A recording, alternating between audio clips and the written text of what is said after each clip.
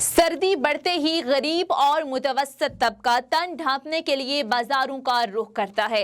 लंडा बाजारों में गर्म मलबूसात और दीगर अशिया की कीमतों के हवाले से शहरी क्या कहते हैं, इस हवाले से आपको एक रिपोर्ट दिखाते हैं।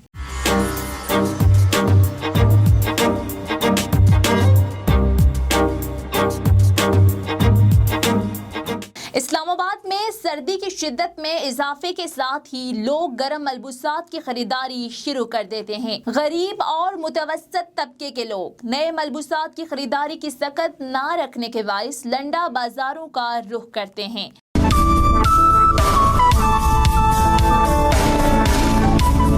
आसमान से बातें करती महंगाई ने लंडा बाजार को भी अपने जेरे असर कर दिया है। लंडा बाजार में आने वाले लोग भी महंगाई का शिकवा करते नजर आते हैं। शहरियों ने लंडा बाजार में मिलने वाली कीमतों पर मिले जुले रद्द अमल का इजहार किया है। जो भी चीज़ पूछते हैं 1000, 1500, 1800, अभी एक बूट पूछा तो वो कहता है 3200 का है, तो वो कहाँ सस्ता मिल रहा है। इस मार्केट में आप रेट्स का पूछेंगे तो आपको कीमतें आपको महंगी नज़र आएंगी।